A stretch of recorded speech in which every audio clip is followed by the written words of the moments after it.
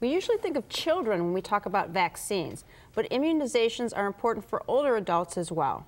Dr. Matthew Frantz is here to explain why vaccines are a shot in the arm against serious illnesses. Dr. Frantz is in the family medicine at MetroHealth. So welcome to the show again. Thank you.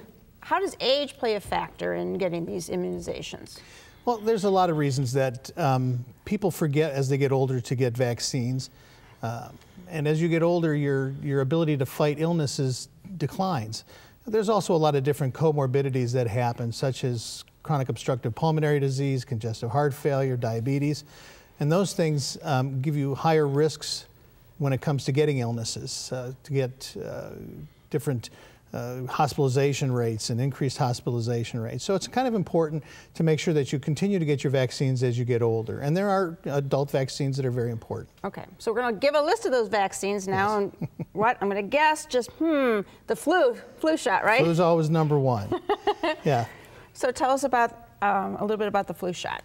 Well, the flu shot is a very important vaccine to get. And, you know, we don't immunize people as well as we should with the flu vaccine, and people are afraid of the flu vaccine for the most part. You know, the old adage that, you know, I'm going to get sick if I get the flu vaccine, people worry about, you know, those things, generally speaking, do not happen. Flu vaccine in and of itself decreases hospitalization rates in certain individuals by about 70%, and that's a high percentage. Yeah. And if you have diabetes, it's up to 79% in some studies.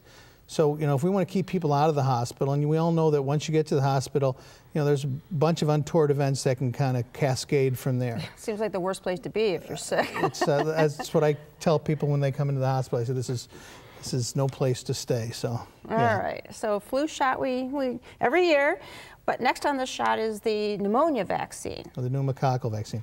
Excellent vaccine, and that actually only 25% of the people are getting their pneumonia vaccines.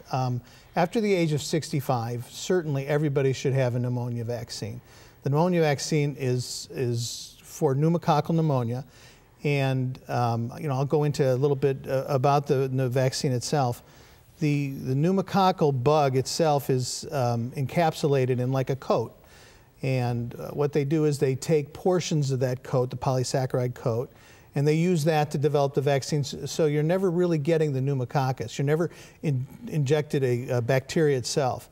So your body becomes immune to that coat, so that when it sees it come into the system, it knows to fight it. Mm-hmm. And the first pneumococcal vaccine is 23 different types of pneumonia. Didn't know there were that many types. Well, there's more than that, because a year later you're supposed to get the subsequent one, which is 13. Now, not everybody you know, gets this vaccine, but it's important after the age of 65 because it gives you lifelong immunity. Oh. And if you can get it earlier, why wouldn't you? I mean, you know, why wait at any point in time? And also, if you have comorbidities like COPD and diabetes, and I keep harping these things, but those people should get the pneumonia vaccine earlier. Earlier, okay. Third shot is for shingles. Shingles vaccine. Which that comes from chicken pox, I guess, right? Yeah, the varicella virus. Yeah, that's a great one.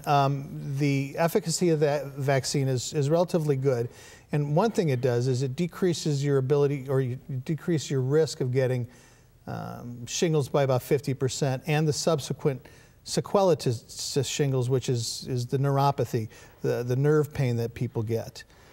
That's, you know, you can decrease that by up to 60%. And I don't want shingles. I've had shingles. It's not very fun. painful. And you can get, you know, you can get nerve pain for up to a year afterwards. That's awful. Shot is much better. It's a much easier. How about the vaccines we got as kids? Is it now time to get, you know, boosters? Yeah, actually it is. Diphtheria, pertussis, Tdap they're talking about. Everybody should be immunized, you know, against you know, the tetanus every 10 years. One of the things we're missing, though, is the pertussis vaccine. Pertussis is whooping cough, and you know, we did real well in immunizing children against whooping cough, and with the advent of people being afraid of vaccines and staying away from vaccines, we're having a lot of families now that are coming down with whooping cough. I had a family of 5 kids that all had whooping cough. We can keep that from happening. Just get vaccines, right? Yeah, you would think it's a no-brainer. Huh?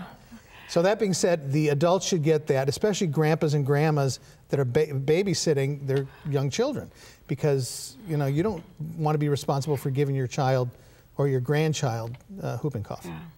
Great information.